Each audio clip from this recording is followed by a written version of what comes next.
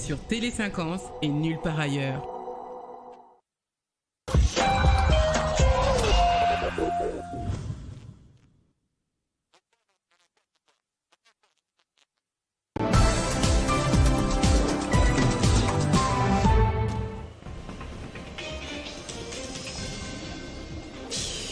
Le rapport de l'IGF continue à écrouer les responsables publics.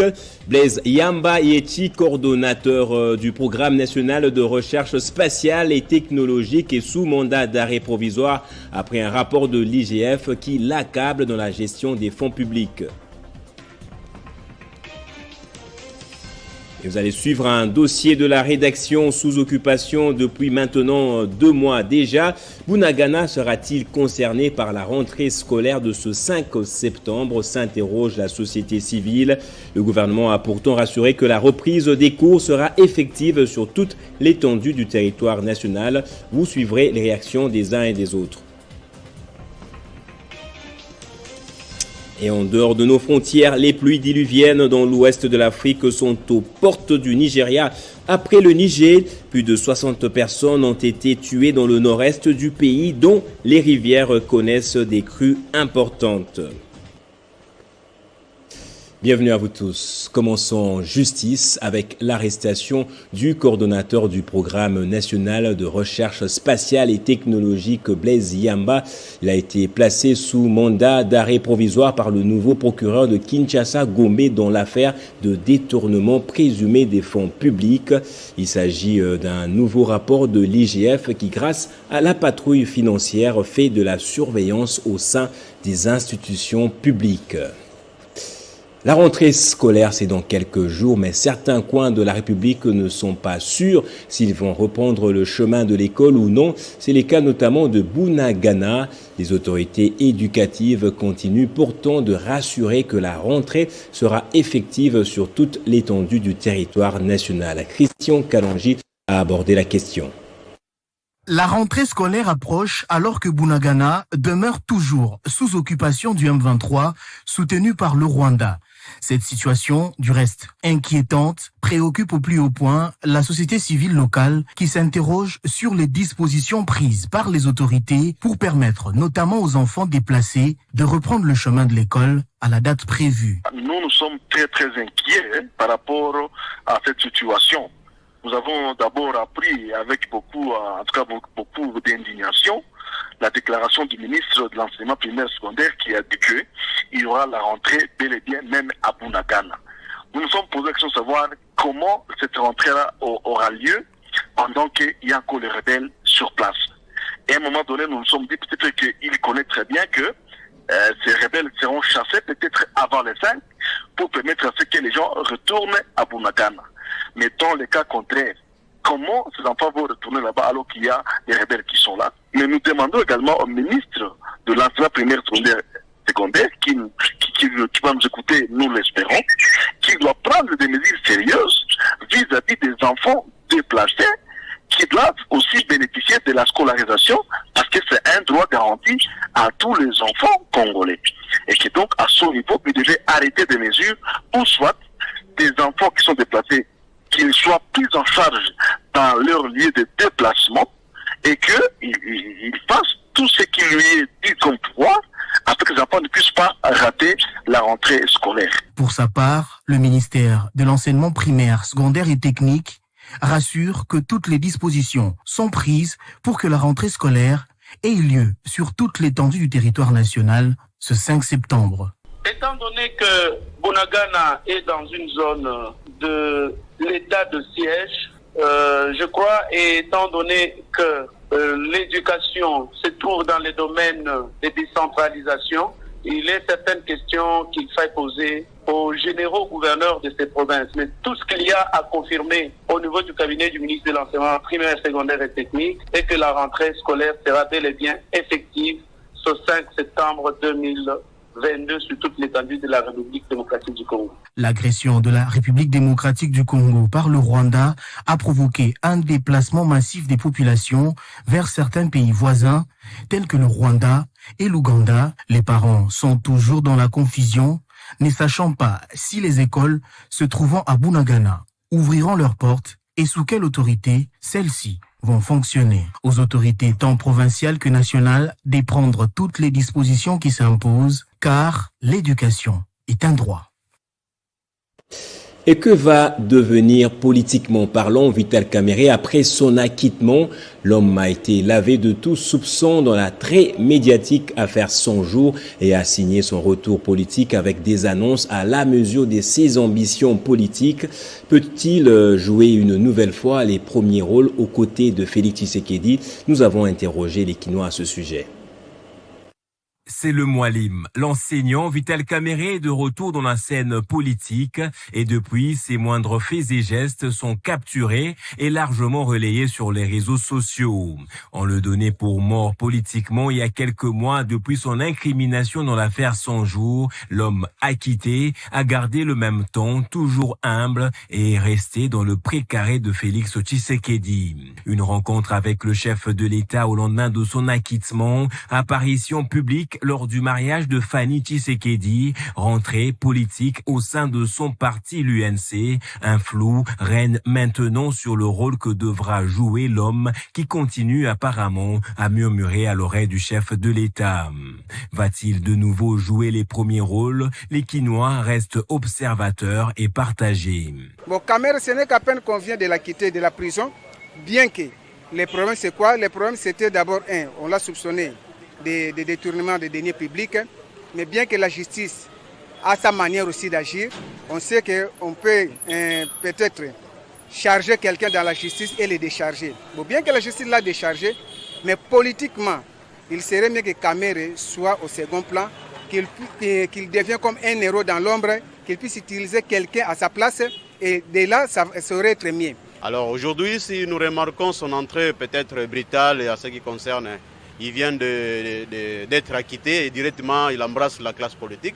C'est pour continuer son œuvre parce qu'il a beaucoup travaillé.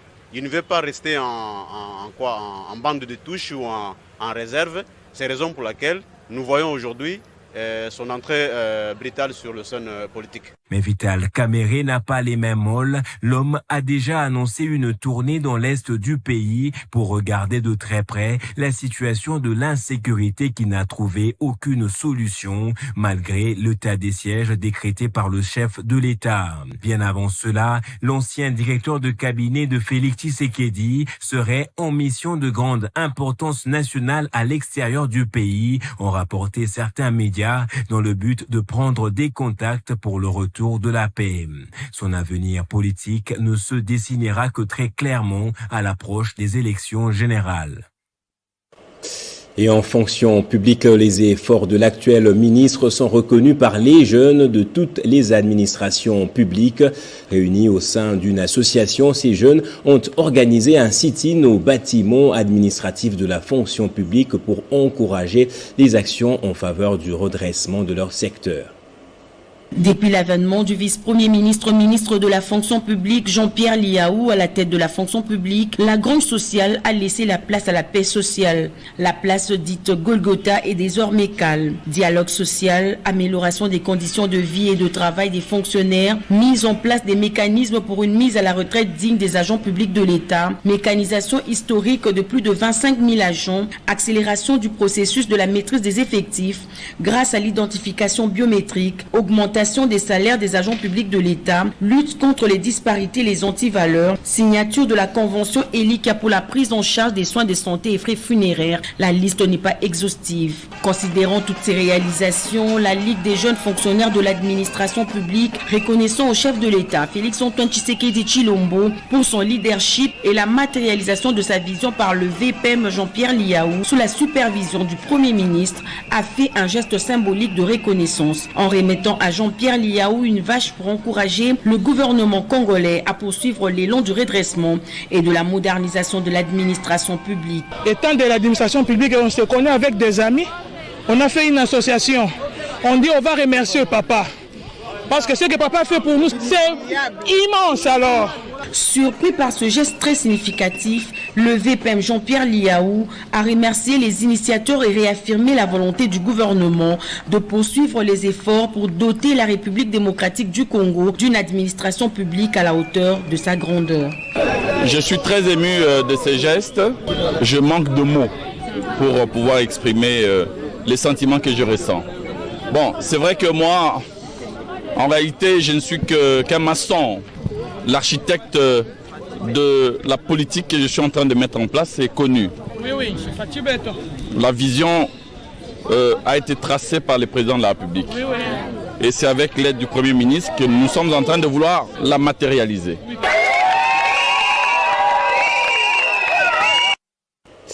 Joseph Kabila demeure un modèle de nationalisme pour plusieurs jeunes Congolais, notamment ceux de la dynamique de la jeunesse du Grand Bandundu, dirigée par Jean-Modeste Maninga, sous la bénédiction du député Aubin Minakou, président de l'espace Grand Bandundu. Lors d'une célébration, cette association a rendu hommage à Joseph Kabila tout en rappelant le vivre ensemble comme principe fondamental. Composé de 3 nouvelles provinces qui constituent l'espace Grand Bandundu, notamment le Kwilu, le Kwango, le Mai-Ndombe et Kinshasa, la dynamique focalise ses actions sur l'idéal de vivre ensemble, afin d'assurer le développement de ce coin du pays. À l'occasion de la célébration, les représentants de chaque province composant cette ASBL, à savoir mais aussi certains invités et les représentants de la diaspora, se sont exprimés pour témoigner de leur reconnaissance et attachement à cette organisation. Ensuite, la parole a été donnée à Alain Alang, président national de jeunes nationalistes kabylistes et président des associations affiliées à cette ASBL, qui a rappelé les soutiens de cette dernière à l'ancien chef de l'État, Joseph Kabila Kabange. La sensibilité politique de la jeunesse du Grand Bandundu est kabyliste. Je crois que c'est très important qu'on le souligne. À son tour, le coordonnateur Jean Maninga s'est exprimé pour circonscrire l'événement du jour. Le Grand Bandundu, c'est un cercle patriotique. Nous, c'est le patriotisme et le nationalisme. Quand nous disons Grand Bandundu, ça n'a rien à voir avec le tribalisme, le régionalisme. L'objectif principal, c'est l'unité de la du Grand Bandundu, son développement, mais également l'appui total et inconditionnel à Joseph Kabila Kabange et à sa vision. Aujourd'hui, 4 ans, ça s'est fait. Et nous disons merci à Yaobin, merci à tous les notables qui l'appuient pour que cette dynamique de jeunes du Kwango, Mai-Ndombe, Kwilu, Kinshasa, notre ville lumière, puisse être ensemble et penser au-delà des calculs politiciens qu'on pense certains. Je suis très content. Au-delà de cet événement joyeux, l'affaire Kwamont n'est pas passée inaperçue, signalant enfin qu'une grande activité sera organisée à Kinshasa dans les prochains jours pour célébrer les 4 ans d'existence. Tout s'est passé dans la convivialité. On passe à l'actualité à l'international. C'est la rentrée académique aussi de l'autre côté de l'Atlantique. En France, bon nombre d'universités ont ouvert les portes ce 1er septembre. Mais cette rentrée ne sera pas effective pour les étudiants de Congo-Brazzaville qui n'ont pas pu obtenir leur passeport. Tenez-vous bien, faute de carton. Commentaire de Jenny Kaembe.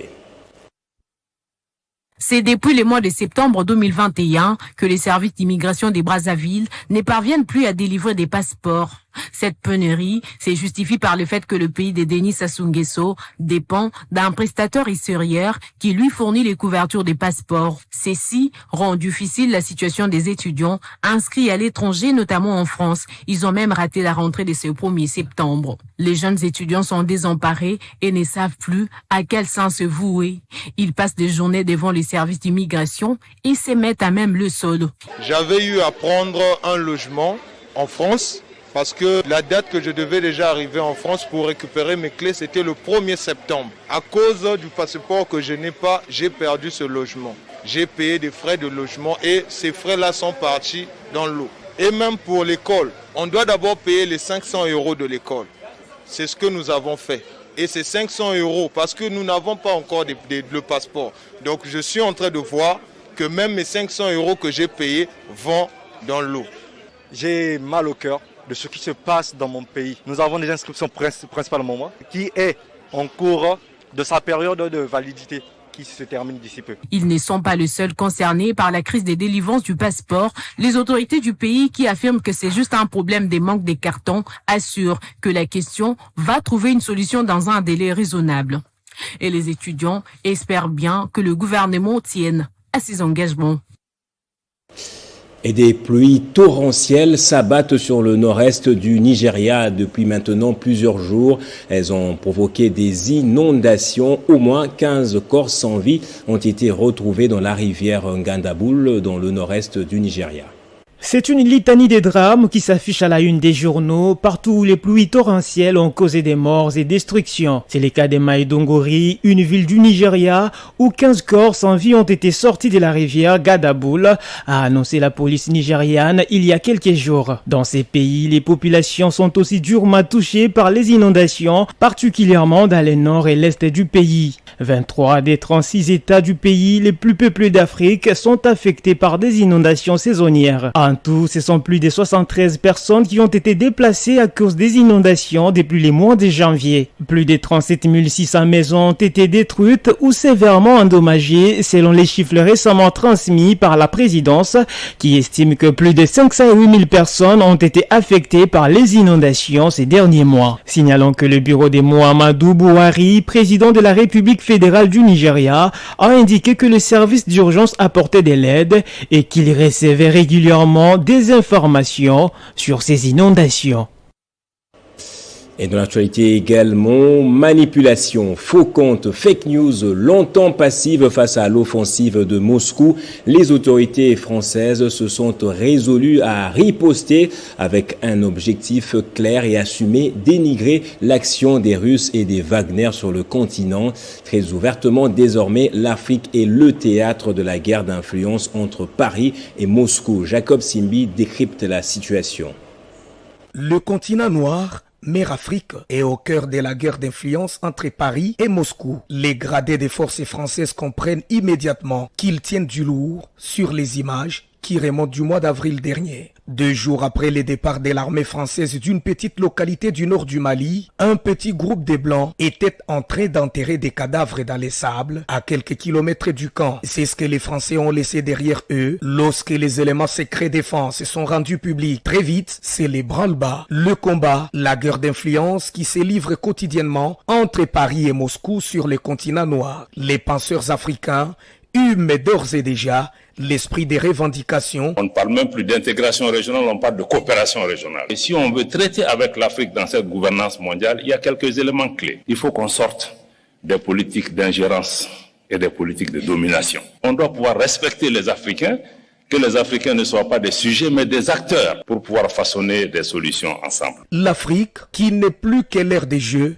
des lois ainsi que des rencontres sont en train de se redoubler pour s'approprier la manette. La loi HR 7311, c'est une loi qui a été conçue et votée de manière à contrer l'influence de la Russie en Afrique. Pour la première fois, des éléments estampillés secret défense sont déclassifiés et transmis par la presse ainsi que les autorités françaises qui sont en train d'y prendre connaissance, un peu à la manière de ce qu'ont fait les Américains aux prémices de l'évasion russe en Ukraine. Florence Parly et même l'Élysée ou Emmanuel Macron en personne sont informés. Une opération transparence inédite aux antipodes du verrouillage imposé par l'armée française sur les bavures présumées au Sahel.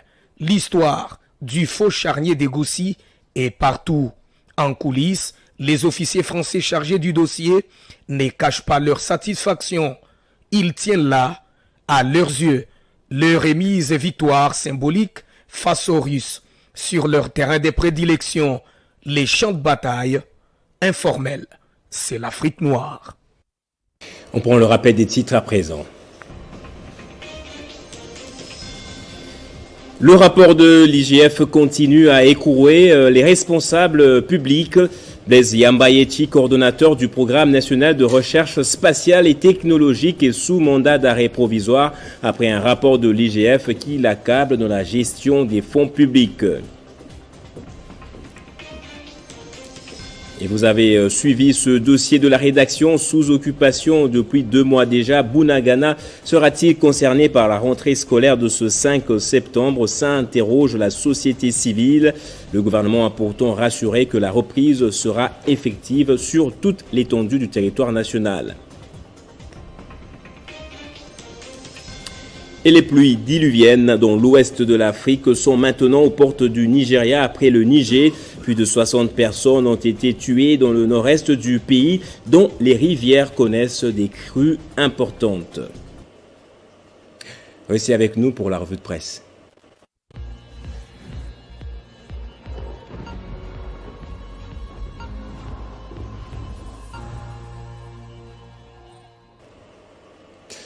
Bédrine Kenge est là pour la revue de presse et elle me rejoint de l'autre côté du studio. Bonjour et bienvenue à vous, Bédrine. Bonjour Gaëtan, merci. À la une de votre revue de presse, les émoluments des élus nationaux continuent d'alimenter le débat ces jours. Effectivement, Gaëtan, une vive polémique est en train d'enfler autour des émoluments des députés nationaux. Renseigne le potentiel concédé, encore Martin Fayoulou qui l'a dit, leader du parti Engagement pour la citoyenneté et le développement ici, un élu national, gagnerait jusqu'à 21 000 $ américains par mois, chose inacceptable pour cet élu, pour un pays en guerre, avec une population qui croupit dans la misère indescriptible. Pour l'ECD, c'est une corruption à grande échelle et silencieux. Jusque-là, le bureau Mbosso est appelé à la transparence du montant de la rémunération des élus pour dédouaner l'Assemblée nationale aux yeux de l'opinion, exhorte cette fois-ci Georges Kapiamba de l'Association congolaise pour l'accès à la justice citée par Le Quotidien. Cette demande de la CAJ ne saura être exaucée dans un pays où tout est scellé du sceau secret d'État. Les devoirs de redevabilité étant du reste le péché mignon des dirigeants congolais. Publier ce que gagne un mandataire public n'est pas encore entré dans le mœurs politique congolaise que personne n'ose dire à personne combien il perçoit mensuellement comme salaire, même si c'était les discours de campagne de la coalition Cash, Cap pour le changement en 2018, pointe le journal, et qualifié de corruption par Fayoulou.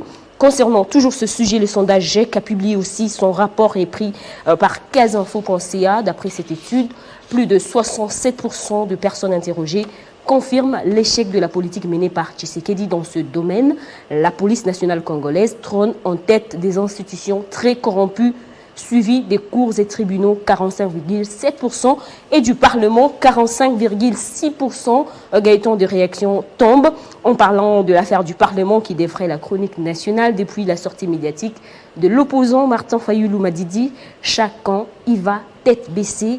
Certains s'attaquent même au président de la République. Et Kabassé de Chimanga, président national de l'Union des démocrates socialistes proches du chef de l'État Félix Tshisekedi, pense que le président de la République n'est pas du tout impliqué, sauf le Parlement, nous signale de son côté la prospérité, une affirmation rejetée catégoriquement par l'ODEP, observatoire de la dépense publique. Gaëtan, c'est au président de la République d'impulser la réduction du train de vue des institutions, recadre cette fois-ci Florimond Mouteba, président de l'ODEP, dans un article du site d'information actualité.cd. Et votre deuxième sujet, Bédrine Kenge, m'a déjà arraché un sourire. Bolivie, le vol du téléphone d'Evo Morales, source de curiosité et de rumeurs. Tout à fait, Gaëtan, ce vol révèle les dissensions qui existent au sein du mouvement. En plus, c'est RFI. Oui, sur RFI, ce vol, je disais, révèle des dissensions qui existent au sein du mouvement vers le socialisme, le parti au pouvoir, et laisse la place à toute rumeur.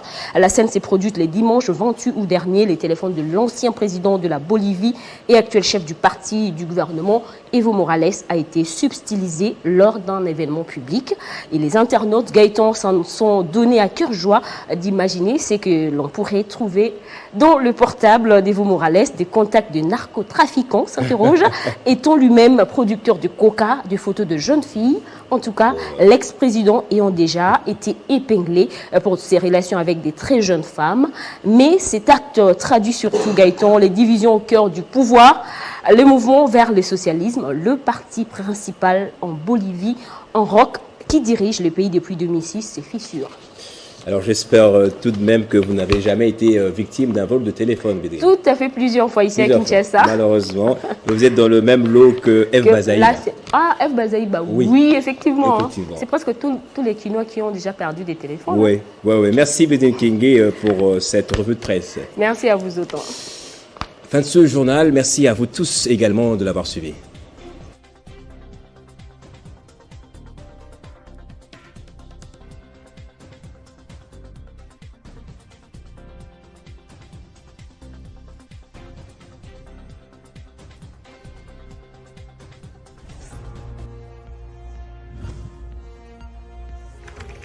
L'actualité reste incontinue.